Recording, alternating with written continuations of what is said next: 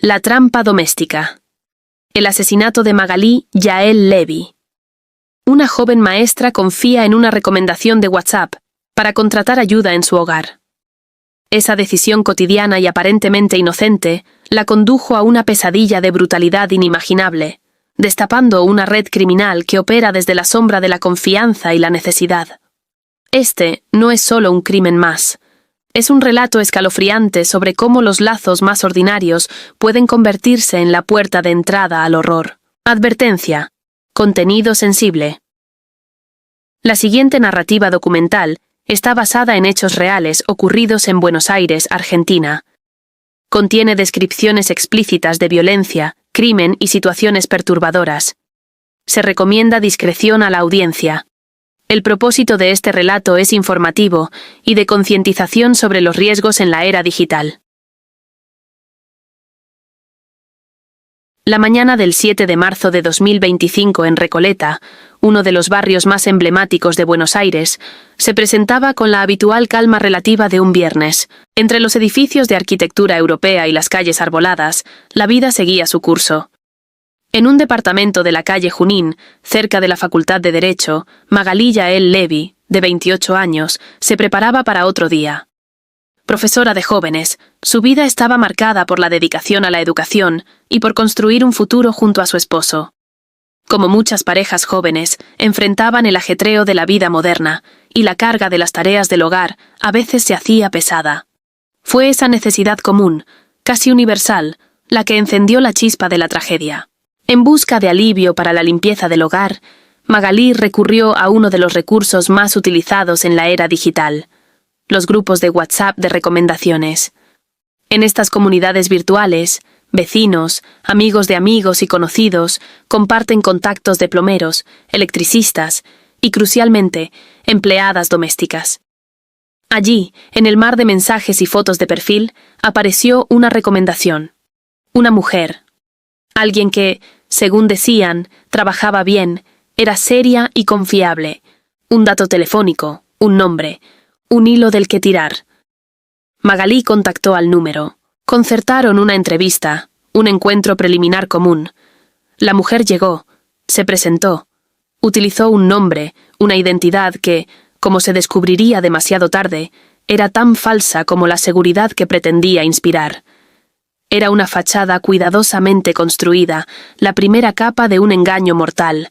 La mujer, de la que las autoridades solo han difundido apodos o alias en la investigación, como Luciana o María, fue contratada, ganó acceso al santuario personal de Magali y su esposo. Cruzó el umbral no como una asaltante forzando una cerradura, sino con la llave de la confianza concedida.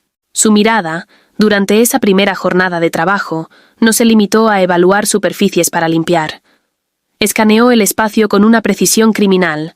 Los puntos de entrada y salida, la disposición de las habitaciones, los objetos de valor a simple vista y, lo más importante, aquello que estaba oculto. Detectó, o tal vez fue informada para buscar, la presencia de una caja de seguridad. Esa pequeña fortaleza personal, símbolo de una precaución ante los robos convencionales, se convirtió en el objetivo central y en el sello de su sentencia. El día del crimen, la dinámica fue diferente. La empleada no llegó sola. Su marido, un hombre cuya identidad también fue camuflada inicialmente, la acompañó o ingresó luego. La pareja criminal operaba en tándem. El modus operandi era claro: ganar acceso mediante el engaño, estudiar, planificar y luego ejecutar el robo con violencia calculada. Pero algo salió terriblemente mal, se torció, o su nivel de violencia era inherente a su método. Magali estaba en casa. La confrontación fue inevitable. Lo que ocurrió dentro de esas paredes solo puede reconstruirse a través de la escena fría que encontraron horas después y el relato forense. Magali fue sometida. La ataron de pies y manos, privándola de todo movimiento. Le colocaron una bolsa en la cabeza, un acto que combina la asfixia con la tortura psicológica de la desorientación y el pánico absoluto. Los signos de ahorcamiento encontrados en su cuerpo sugerían un nivel de ensañamiento o un método para asegurar el resultado fatal. Mientras ella luchaba por su vida, la dupla desató el caos en el departamento. voltearon muebles, cajones, revuelieron las pertenencias en una búsqueda frenética. Su objetivo principal, sin embargo, requería más fuerza bruta. Se dirigieron a la caja de seguridad. No intentaron abrirla con delicadeza o skill. La arrancaron de donde estaba empotrada o fijada, usando probablemente palancas o herramientas que habían traído consigo, dejando a su paso marcas de violencia física en la estructura misma del hogar. Se llevaron el botín, aproximadamente $6.000 en efectivo. Un botín mezquino, un puñado de billetes a cambio de una vida llena de promesa. La escena quedó en silencio.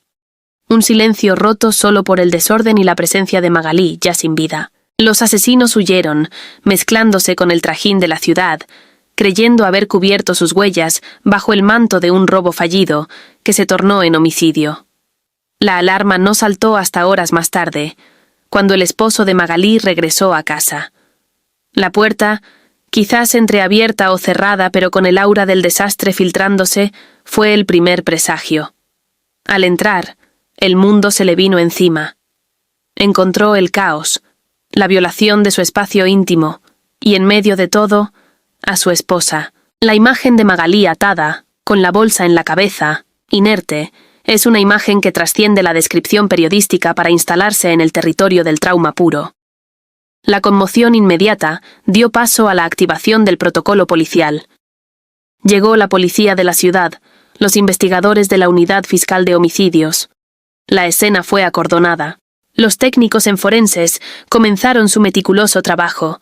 Fotografiar cada centímetro, levantar huellas dactilares, aunque es probable que los criminales usaran guantes. Buscar fibras, rastros de ADN, cualquier evidencia que pudiera hablar por la víctima. El departamento se transformó de un hogar en un rompecabezas forense. La primera línea de investigación fue obvia: el robo. Pero la violencia excesiva, la atadura, el método de asfixia, indicaban algo más personal, o al menos un modus operandi de una crueldad particular. Fue entonces cuando, en medio del dolor y la confusión, el esposo aportó la pieza clave que reorientó toda la investigación. Mencionó a la empleada doméstica recién contratada, la mujer que había estado allí días antes, la recomendación del grupo de WhatsApp. De pronto, el crimen dejó de ser un asalto aleatorio y potencialmente se convirtió en un crimen por encargo, una trampa tendida con premeditación. Los investigadores se abalanzaron sobre ese hilo. Revisaron las cámaras de seguridad del edificio, un testigo silencioso y objetivo. Allí, en video, quedó grabada la génesis del horror. La imagen de la mujer, la empleada, ingresando al edificio en días previos. Y crucialmente, las imágenes del día del crimen. No solo aparecía ella. Junto a ella, o entrando en un momento cercano, estaba un hombre. Su cómplice. Su marido, según se establecería después. Las cámaras capturaron sus rostros, sus vestimentas, sus movimientos al entrar y, presumiblemente, al salir, quizás con prisas, quizás tratando de disimular. Esa grabación se convirtió en el tesoro más valioso de la investigación inicial. Con las imágenes en mano, el trabajo de identificación comenzó. Se circuló las fotos entre informantes, se cotejaron con bases de datos. La pista digital de la recomendación de WhatsApp llevó a un callejón sin salida de números desechables y perfiles falsos. Pero la banda había cometido un error: operar con rostros visibles. Pronto, la inteligencia policial empezó a arrojar nombres, alias y un dato crucial. La pareja no actuaba sola. Formaban parte de una organización. Una banda que, según las primeras indagaciones, tenía origen paraguayo y se especializaba precisamente en este modus operandi: infiltrarse en hogares bajo la fachada de trabajadores domésticos, jardineros o reparadores, para luego robarlos, muchas veces empleando violencia extrema. Eran depredadores de la confianza. La investigación tomó entonces una dimensión internacional y de mayor complejidad. Se descubrió que esta banda tenía tentáculos que cruzaban la frontera. Operaban en Argentina, pero sus bases, sus conexiones familiares y su refugio solían estar en Paraguay. Era una organización transnacional del crimen oportunista. Las autoridades argentinas, en coordinación con la policía paraguaya, comenzaron a rastrear los movimientos de los sospechosos principales, la pareja fantasma captada por las cámaras. Mientras la familia de Magalí y la sociedad de Buenos Aires estaban sumidas en el duelo y la indignación, una red de vigilancia se cerraba lentamente, buscando justicia en la sombra. La brutalidad del caso conmocionó a Argentina. No era solo el asesinato de una joven docente, figura por definición dedicada al cuidado y la construcción del futuro. Era el método, la profanación de un espacio íntimo a través de un canal de confianza social. La recomendación personal, un mecanismo que sustenta gran parte de la economía informal y las relaciones vecinales, había sido instrumentalizada para el mal. Grupos de WhatsApp de barrios enteros estallaron en debates paranoicos. ¿Quién recomienda a quién? ¿Cómo verificar? El caso de Magalí Levy exponía una vulnerabilidad atroz en la vida urbana moderna. Un mes después del crimen, en abril de 2025, llegó el primer avance significativo, una grieta en la armadura de la banda. Lejos de la escena del crimen, en Paraguay, las autoridades locales, actuando sobre una orden de captura internacional emitida por Argentina, detuvieron a un joven de 20 años. Su nombre, Iván Jiménez. No era el marido de la empleada vista en las cámaras, era su hermano. La detención fue un golpe táctico. Iván Jiménez, según la investigación, era un eslabón logístico, un facilitador que ayudaba a los fugitivos, proveía refugio o gestionaba la fuga a través de la porosa frontera.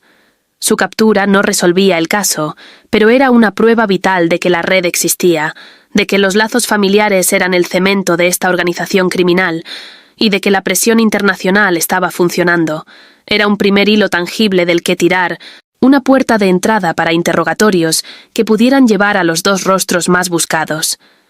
La mujer que fingió ser una empleada doméstica y el hombre que la acompañó hacia el interior del infierno. Mientras Iván Jiménez era procesado en Paraguay por su probable conexión con el caso y otros delitos, en Buenos Aires los fiscales y detectives tejían una teoría más oscura.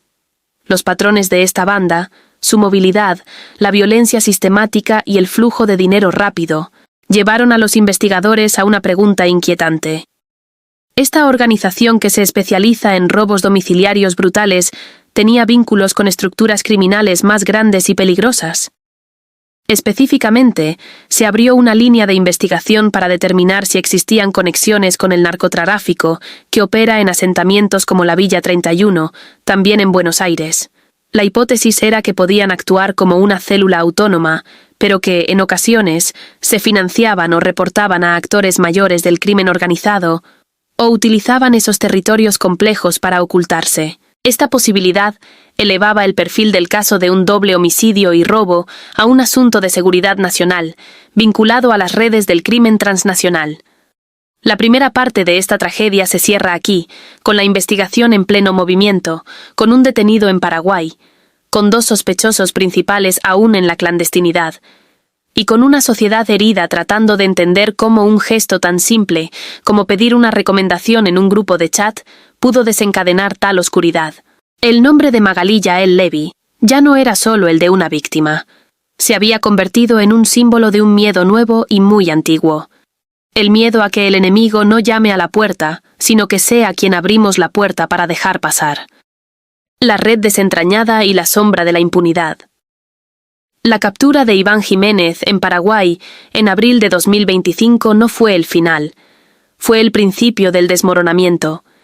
Representó la primera piedra que, al ser removida, inició el colapso de la estructura de silencio y complicidad que protegía a los asesinos de Magalí Levy. Las autoridades paraguayas, actuando en estrecha coordinación con la Interpol y la policía argentina, sometieron al joven a un intenso interrogatorio.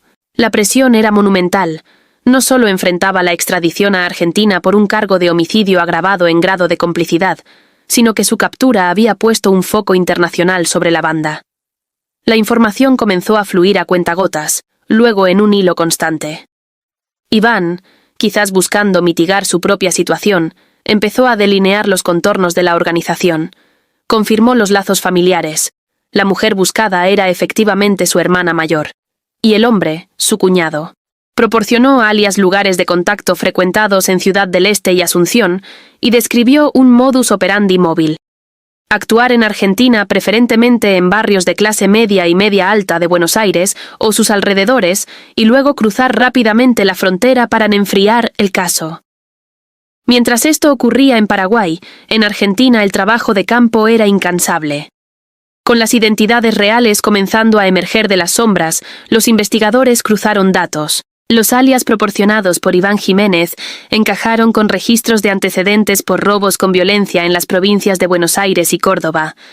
Se trataba de una pareja con historial delictivo, pero que hasta entonces había volado bajo el radar de las investigaciones de homicidio. Su especialidad era, precisamente, la infiltración. No eran ladrones de banco ni atracadores callejeros. Eran depredadores del espacio íntimo. Utilizaban documentos de identidad falsificados o robados, números de celular desechables adquiridos en el mercado negro fronterizo, y se movían con frecuencia entre alojamientos precarios en ambas orillas del río Paraná. La clave para localizarlos en tiempo real, sin embargo, vino de una combinación de tecnología y vigilancia tradicional. Las imágenes de las cámaras del edificio de Recoleta no solo sirvieron para identificarlos, sino también para crear perfiles de comportamiento. Analizaron su forma de caminar, gestos, posibles tatuajes visibles. Esta información se distribuyó a las fuerzas de seguridad en puntos calientes. Terminales de ómnibus de larga distancia que conectaban con la frontera, pasos no habilitados conocidos por el contrabando, y crucialmente, en barrios de la periferia de Buenos Aires y del Gran Asunción, donde esta red criminal tenía supuestos contactos. La investigación sobre los posibles vínculos con el narcotráfico de la Villa 31, aunque no arrojó una conexión operativa directa en este caso específico, sí proporcionó inteligencia valiosa sobre rutas de escape y mecanismos de financiación de grupos criminales menores que seguían patrones similares. El cerco se fue cerrando durante semanas. La presión sobre la red era palpable.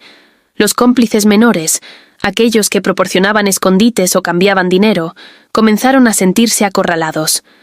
Finalmente, a finales de mayo de 2025, una llamada anónima, posiblemente de un integrante de la banda buscando un beneficio penal, dio a la policía paraguaya una ubicación, una vivienda humilde y precaria en el barrio de Bañado Sur, en las afueras de Asunción. Era un lugar perfecto para esconderse. Densamente poblado, de calles sinuosas, donde el extraño llama la atención, pero el silencio se compra por miedo. Un operativo conjunto de la Policía Nacional Paraguaya y agentes encubiertos argentinos se desplegó en la zona. La vigilancia confirmó la presencia de 2 individuos que coincidían con las descripciones físicas de los sospechosos principales. El 2 de junio de 2025, en las primeras horas de la mañana, se ejecutó el allanamiento. No hubo tiroteo. La sorpresa fue total. Los encontraron durmiendo.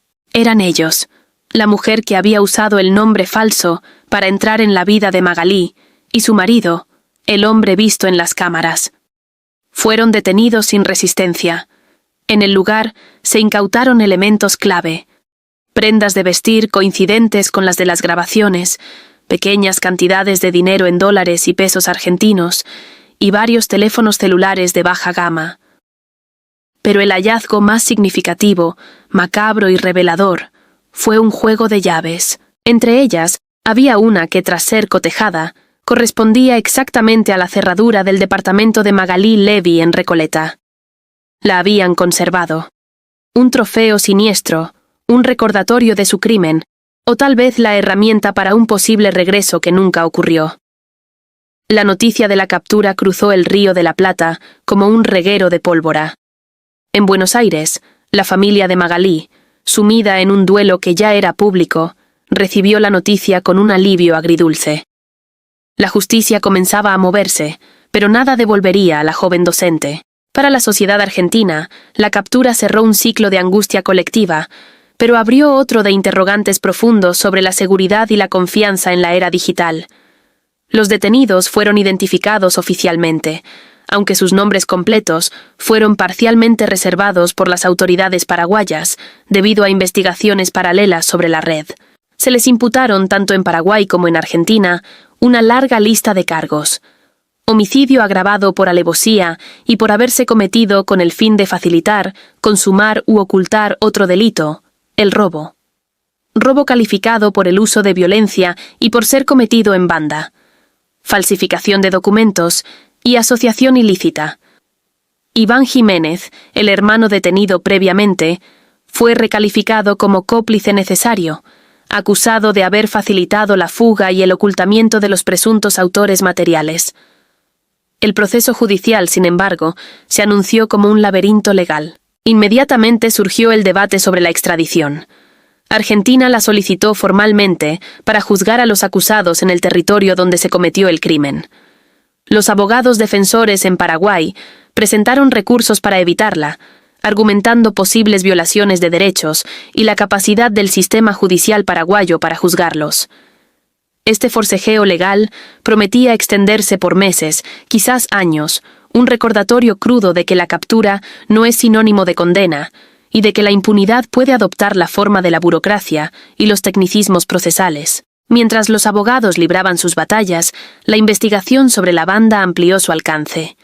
Las declaraciones de los detenidos obtenidas en Paraguay permitieron a las autoridades argentinas vincular a la organización con al menos otros 6 casos similares ocurridos en los últimos 2 años en barrios de Capital Federal, Vicente López y San Isidro. En todos el patrón se repetía: contactos a través de recomendaciones en redes sociales o grupos de WhatsApp, infiltración con identidad falsa, robo con violencia extrema, y en 2 de esos casos, agresiones físicas graves a adultos mayores que se encontraban en el hogar. Magalí Levy había sido, trágicamente, la víctima fatal que hizo colapsar el sistema. Su caso puso un nombre, un rostro y una historia a una metodología criminal que hasta entonces había operado en la relativa penumbra de las crónicas policiales menores. El desenlace final, pues, no es un punto final nítido. Es un mosaico de justicia parcial, verdad dolorosa y preguntas sin respuesta plena. Los presuntos autores materiales están tras las rejas, enfrentando la posibilidad de cadena perpetua. Una red criminal fue desarticulada, evitando futuras víctimas. La familia de Magalí tiene al menos la certeza de que quienes arrebataron su vida fueron identificados y capturados. La sociedad recibió una lección brutal sobre los peligros de la confianza digital sin verificación. Pero las sombras persisten. La investigación no pudo confirmar de manera irrefutable el vínculo directo de esta célula con el narcotráfico de la Villa 31, aunque se estableció que algunos de sus contactos menores tenían antecedentes por microtráfico. La duda sobre si operaban por cuenta propia o como brazo ejecutor de una estructura mayor queda flotando. Además, el modus operandi expuesto ha demostrado ser terriblemente efectivo y fácil de replicar. Otros grupos criminales, tomando nota del caso, podrían perfeccionar la técnica, usando identidades robadas más difíciles de rastrear o cambiando sus métodos de contacto. La recomendación por WhatsApp, como mecanismo, ha quedado para siempre teñida de sospecha. El caso de Magalí Yael Levy trasciende el crimen pasional o el robo fortuito. Se erige como un símbolo de la vulnerabilidad hiperconectada. Habla de cómo el deseo de una vida más cómoda, de delegar las tareas domésticas, puede ser explotado con crueldad calculada. Expone la facilidad con la que el crimen organizado transnacional se adapta y utiliza las herramientas de la vida cotidiana. Y sobre todo es un recordatorio eterno de que detrás de cada titular explosivo, de cada investigación forense, de cada captura internacional, hay una persona. Una joven que amaba enseñar, que soñaba con un futuro y que se encontró con la peor cara de la humanidad en el lugar donde debería haber estado más segura, su propio hogar. Su muerte no fue en vano si, como sociedad, aprendemos a verificar, a desconfiar de lo demasiado fácil y a exigir mecanismos más seguros para las contrataciones informales. Pero el precio pagado, una vida llena de promesa, es un costo que nunca debería haberse exigido. La justicia para Magalí sigue su curso, lento y farragoso, entre tribunales de 2 países. Su memoria, sin embargo, permanece como una herida abierta y una advertencia permanente en el corazón de una ciudad que intenta, día a día, conciliar la confianza con la supervivencia. Este documental sobre el caso de Magalí Yael Levy llega a su fin. La crudeza de los hechos nos obliga a reflexionar y a estar alerta. Si este contenido te ha parecido valioso para entender los riesgos de nuestro tiempo y la importancia de una justicia perseverante, te invitamos a suscribirte a nuestro canal.